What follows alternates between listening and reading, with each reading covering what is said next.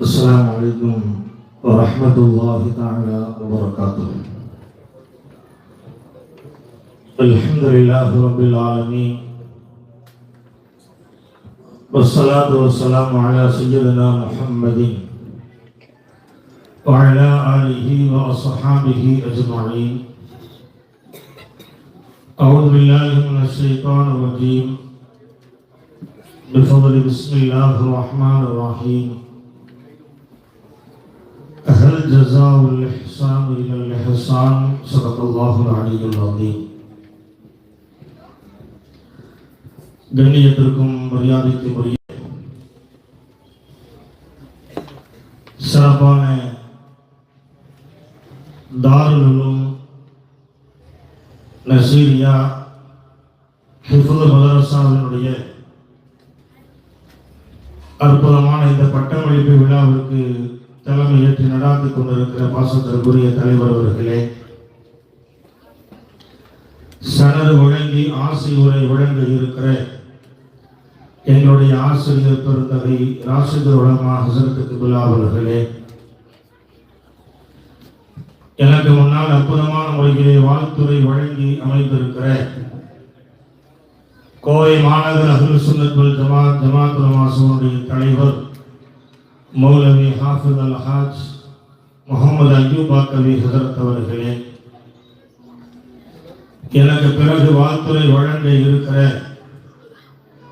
கோவை மாநகர் ஜமாத் உலமா சபையினுடைய பொருளாளர் முகமது ஷஃபி ஃபாசில் யூசுஃபி ஹஸரத் அவர்களே, சிறப்பான இந்த நிகழ்வை அற்புதமான தனக்கே உரித்தான பாணியில் தொகுத்து வழங்கிக் கொண்டிருக்கிற கோவை மாவட்ட ஜமாத் உலமா சபையினுடைய போட்டுதலுக்குரிய பொதுச் செயலாளர் அப்துல் மாலிக் சிராஜி ஹஸரத் அவர்களே,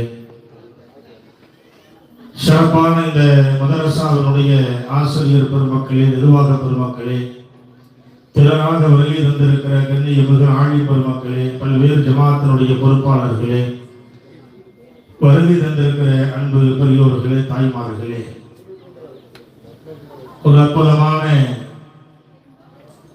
ஹாஃபிஸ் பட்டமளிப்பு விழாவில நாமெல்லாம் அமர்ந்திருக்கிறோம்.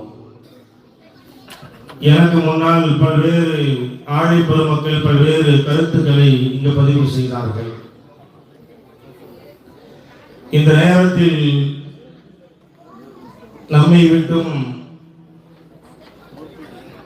பிரிந்து சென்ற முகமது இல்யாஸ் காசிமி ஹஸரத் அவர்களை நான் எண்ணி பார்க்கிறேன்.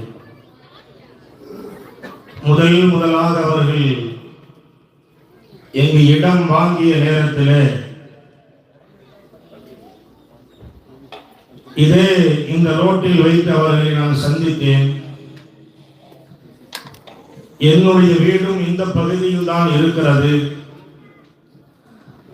அவர் இடம் வாங்குகிற அதே நேரத்தில் ஒரு 2-3 மாதங்கள் கழித்துத்தான் நானும் இடம் பேசி முடித்தேன். அந்த நேரத்தில் இது ஒரு காட்டு பகுதி, இங்கு எதுவுமே இல்லை. இதுக்குள்ள வண்டியில் அப்படியே அந்த வண்டியில் அப்படியே வந்துட்டு இருப்பார். அப்ப நிறுத்தி கேட்டோம், என்ன சொல்லுங்க, இல்லை மதரசாவுக்கு இங்கே தான் இடம் வாங்கியிருக்கிறேன், இங்கே தான் கட்ட போறேன் அப்படின்னு சொன்னார். இப்படியே இதுக்குள்ள மதரசாவை கட்டி எப்படி நீங்க எப்படி நடத்திட்டு போக முடியும் அப்படின்னு கேட்கிற நேரத்தில் மதரசா விட்டால் இன்ஷா அல்லாஹ் அடுத்தடுத்து வீடுகளும் வர ஆரம்பித்து விடும், அல்லாஹ் அதற்கு உண்டான ஏற்பாடை தருவான் என்று பதில் தந்தார்கள். குறுகிய காலகட்டத்திலேயே இந்த இடம் சுத்தம் செய்யப்பட்டது. இதற்கு அடிக்கல் நாட்டு விழாவை நடத்தினார்கள். கட்டடங்கள் ஆகிக் கொண்டிருந்தது. அந்த நேரத்தில் இடையில நான் என்னுடைய இடத்தை பார்ப்பதற்காக வேண்டி இங்கு வருகிற பொழுது வேற எதுவுமே இல்லை, ஒரே ஒரு வீடு மட்டும் அந்த நேரத்தில் கரண்டும் கூட இல்லாம நம்ம அந்த சங்கத்தினுடைய முன்னாள் தலைவர் ஃபைசல் பாயினுடைய வீடு மட்டும் இருந்துச்சு. அப்ப சரி அஜர்த் இருக்காங்களாம் பார்க்கறதுக்காக வேண்டி பயந்தே தான் உள்ள வருவோம். ஏன்னா அந்த பகுதி அவ்வளோ ரொம்ப உள்ள வர்றதுக்கு பயமான ஒரு பகுதியாக தான் இருந்துச்சு. உள்ள வர்ற நேரத்துல வெளியில சேர் போட்டு தனியா உட்கார்ந்து இருப்பாங்க. வேலைகள் நடந்து கொண்டிருக்கும், தனியா உட்கார்ந்து இருப்பாங்க. எப்போ முடிச்சு எப்போ மதரசாவை தொடங்கி மாணவர்கள் எப்போ இந்த வருவாங்க அப்படின்லாம் கேட்டு ரொம்ப ஜாலியாக அவங்க பேசுவாங்க. அப்படியே பேசிட்டு இருப்போம். அப்படியே அவர் என்ன சொன்னாரோ அந்த நிகழ்வு இந்த பகுதியிலே நடைபெற்றது. மதரசா வந்தது. மதரசாவுடைய துவக்கத்திலேயே இந்த பள்ளியை கட்டினாங்க. மணரா வந்தது. அடுத்தடு இடம் வாங்கியவர்கள் எல்லாம் வீடுகளை கட்ட ஆரம்பித்தார்கள். இது ஒரு அற்புதமான ஒரு தீனியத்தான ஒரு மஹல்லாவாக இது உருவானது. அந்த நேரத்தில் நான் இந்த இடத்துல இடம் வாங்கி வீட்டை கட்டிட்டேன். ஃபஜ்ர் பாங்குக்கு ஒரு அரை மணி நேரத்திற்கு முன்னால் ஃபஜ்ர் தொழுகைக்காக வேண்டி நான் என்ன செய்வேன் அப்படின்னு கேட்டா இந்த பகுதியில் வண்டியில போவேன். அப்போல்லாம் லைட்டில் இப்போ அல்ஹம்துலில்லாஹ் இங்க இருக்கிற குடியிருப்பு சங்கத்தினுடைய பொறுப்பாளர்கள் இந்த பகுதி மக்கள் எல்லாம் ஒன்று சேர்ந்து ஒரு மிகப்பெரிய ஒரு சிரத்தை எடுத்துக்கொண்டு இன்றைக்கு வெளிச்சத்திற்குண்டான ஏற்பாடுகள் எல்லாம் செய்யப்பட்டு லைட்டுகள் எல்லாம் போடப்பட்டிருக்கு. அப்போ ஒண்ணுமே இருக்காது, இருட்டான பகுதி. அந்தந்த வீடுகளில் வெளியில லைட் எரிஞ்சாதான் உண்டு. வெளியில நம்ம போற நேரத்தில் எதிரில் அசைத்து வந்துட்டு இருப்பாங்க. ஒரு நாளும் கூட சந்திக்காமல் இருந்ததில்லை.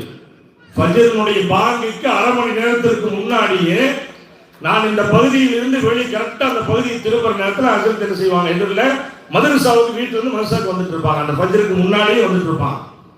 அப்போ ஒரு நாள் ஒரு இடத்தை காட்டி எங்களுக்கு சொன்னார். அந்த இடத்துக்கு இன்னைக்கு வரைக்கும் அங்க வரும்போது ஒரு சைஸை பார்த்துட்டு தான் வருவேன்.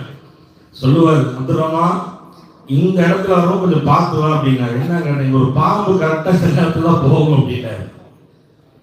ஒரு பல பாம்புகளை பார்த்துருக்கிறோம், பாம்பு மேல வண்டியே விட்டுருக்கிறோம், எல்லாம் நடந்திருக்குது, இப்போ நடந்துட்டு தான் இருக்குது. ஆனா ஒரு இடத்தை குறிப்பிட்டு சொன்னார் அஜித். அது இப்ப நம்ம சொல்லக்கூடாது. சொன்ன போறவங்க இங்க பகுதியில் இருக்கிறவங்க நிறைய பேர் இருக்கிறாங்க. அவங்களும் போகும்போது அதே மாதிரி பார்த்துட்டே இருப்பாங்க. அந்த பகுதிக்கு வருகிற பொழுதெல்லாம் இல்லையா நாம தான் வரும். இந்த இடத்துல சொல்லி இருக்கிறாரு, இந்த இடத்துல சொல்லி. ஆனால் அவர் சொன்ன விதத்தில் அதை நாம் பார்க்காவிட்டாலும் கூட அந்த பகுதி வருகிற பொழுது, ஆனா இசாக்கஜித்து பார்த்திருக்காரு. பக்கத்துல இன்னொரு பள்ளிவாசல் இருக்காரு, பகுதிய பள்ளி. இசாக்கஜித்து அதை பார்த்திருக்கிறார். அந்த இடத்துல அது போறதை நம்ம பார்க்கலாம் சொன்னார். கொஞ்சம் கவனமா வாங்கினார். அப்ப இப்பவும் அந்த இடத்திற்கு வருகிற பொழுது அந்த சிந்தனைகள் வரும். ஆனால் அவர்கள் எந்த லட்சியத்தினுடைய அடிப்படையில் இந்த ஸ்தாபனத்தை தொடங்கினார்களோ அல்லாஹ்வுடைய மகத்தான கிருபையால் அந்த லட்சியம் இன்றைக்கு நிறைவேறி இருக்கிறது. 5 ஹாஃபிதுகள் இன்றைக்கு சனது வாங்குவதற்கு இதை பார்க்கிற பொழுது இவர்களுடைய சிந்தனை நமக்கு வரவில்லை, இந்த கூட்டத்தினுடைய சிந்தனைகள் நமக்கு வரவில்லை. ஹஸரத் அவர்கள் எடுத்துக்கொண்ட அந்த தியாகத்தை நாம் எண்ணி பார்க்கிறோம். அவருடைய முயற்சி எந்த அளவுக்கு இருந்திருக்கிறது. பல்வேறு வகையான அதாவது குற்றச்சாட்டுக்கு ஆளாக்கப்பட்டார்கள். எதையெல்லாமோ பேசினார்கள். அதத்தை பற்றி எதையுமே கண்டுகொள்ளவில்லை. தன்னை திட்டுபவர்களும் கூட முன்னால் வருகிற பொழுது சிரித்து சலாம் சொல்லிவிட்டு நகருகிற ஒரு அற்புதமான பண்புக்கு சொந்தக்காரர் இலியாஸ் அவர்கள். அவங்க மகனாரெல்லாம் அவங்களுக்கு பின்னாடி இந்த ஸ்தாபனத்தை எடுத்து நடத்துவாரு அப்படிங்கிற ஒரு நிலையெல்லாம் எங்களுக்கெல்லாம் இல்லை. ஜமாத்துல் மாசபையினுடைய தலைவர் அவர்கள் சொன்னதை போன்று ஹஸரத் அவர்களுடைய அதாவது வாழ்க்கைக்கு பிறகு இந்த ஸ்தாபனத்தினுடைய நிலை என்ன என்பதை எல்லாம் வியப்போடு பார்க்கிற, சந்தேகத்தோடு பார்க்கிற ஒரு சூழல் தான் இருந்தது. எந்த அளவுக்கு என்று சொன்னால் அவர்கள் ஜனாசா கொண்டு வந்து வைக்கப்பட்ட அந்த இடத்திலும் கூட இந்த பேச்சுகள் பரவலாக பேசப்பட்டது. ஆனால் அல்லாஹ்வுடைய மகத்தான கிருபையால் அவருடைய மகனார் தான் தந்தை எந்த நோக்கத்திற்காக வேண்டி தொடங்கினாரோ அந்த நோக்கத்தை நிறைவேற்ற வேண்டும் என்பதற்காக வேண்டி தன்னுடைய சொந்த நிலைகளை எல்லாம் ஒதுக்கி வைத்துவிட்டு இந்த மதரசாக்களுக்கு 2-3 உஸ்தாதுகளை பக்கத்தில் வைத்துக் கொண்டு ஒரு அற்புதமாக சுரண்டு இவ்வளவு பெரிய ஒரு நிகழ்வை ஏற்பாடு செய்து இந்த மதரசாவை நடத்துகிறார் என்று சொன்னால் பாராட்ட வேண்டும். அவர்களுக்கு எல்லா வகையிலும் நாம் ஒத்துழைப்பு கொடுக்க வேண்டும். அவர்கள் ஹஸரத் அவருடைய வஃபாத்திற்கு பிறகு ஒரு மாதம் கழித்து ஜமாத்துடைய பொறுப்பாளர்களை எங்களை சந்திப்பதற்கு வந்தார். வந்த நேரத்தில் அவருக்கு என்னாலே தெரியாது, ஸ்தாபனம் என்ன தெரியாது. அவங்க அத்தா கூட இது போன்ற இடங்களுக்கு அதிகமா கூட்டிட்டு வந்திருப்பாரு கூட தெரியாது. ஆனால் வந்து அமர்ந்த நேரத்திலே அவரிடத்தில் நாங்கள் சொல்லிக் கொடுத்தோம், ஸ்தாபனத்தை திறம்பட நடத்துங்கள், உங்களுக்கு எந்த வகையான ஒத்துழைப்புகள் வேண்டுமோ கோவை மாநகர ஜமாத் உலமா சபை பக்கபலமாக உங்களுக்கு இருந்து எல்லா வகையான ஒத்துழைப்புகளையும் தருகிறோம் என்று சொல்லி அவர்களுக்கு ஆர்வத்தை நாம் ஏற்படுத்துகிறோம். அல்லாஹ்வுடைய மகத்தான கிருபையால் அவருடைய முயற்சி இன்றைக்கு சிறப்பான முறையிலே இந்த நிகழ்வை ஏற்பாடு செய்திருக்கிறார்கள். இங்கு வந்திருக்கக்கூடியவர்களுக்கு நாம் சொல்லிக் கொள்வதை நீங்களும் சரி, உங்கள் உங்களுக்கு தெரிந்தவர்களும் சரி, இன்ஷா அல்லாஹ் இந்த ஸ்தாபனம் கியாமத் நாள் வரை இயங்குவதற்கும் இலியாஸ் ஹஜ்ரத் அவர்கள் எந்த நோக்கத்திற்காக வேண்டி தொடங்கினார்களோ அந்த நோக்கம் நிறைவேறுவதற்காக வேண்டியும் நூற்றுக்கணக்கான ஹாஃபிதுகள் இந்த ஸ்தாபனத்திலிருந்து வெளியேறுவதற்காக வேண்டியும் அவர்கள் பல்வேறு பகுதிகளுக்கு சென்று அல்லாஹ்வுடைய கலாமை சொல்லிக் கொடுப்பதற்காக வேண்டியும் அதற்குண்டான முயற்சிகளை வந்திருக்கக்கூடியவர்களும் ஒத்துழைப்போடு இருக்க வேண்டும். உங்களுக்கு தெரிந்தவர்களிடத்திலும் சொல்லி இந்த ஸ்தாபனத்திற்கு நீங்கள் பக்கபலமாக இருக்க வேண்டும். இதே நேரத்தில் கோவை மாநகர ஜமாஅத் உலமா சபையும் அதற்கு உங்களுக்கு பாலமாகவும் பலமாகவும் இருக்கும் என்பதையும் இந்த நேரத்திலே தெரிவித்துக் கொண்டு வாய்ப்பளித்தமைக்கு நன்றி கூறி வார்த்தைகளை முடிவுக்கு கொண்டு வருகிறேன். வஆகிரு தஅவானா அனில் ஹம்துலில்லாஹி ரப்பில் ஆலமீன். அஸ்ஸலாமு அலைக்கும் வரஹ்மத்துல்லாஹி வபரகாத்துஹு.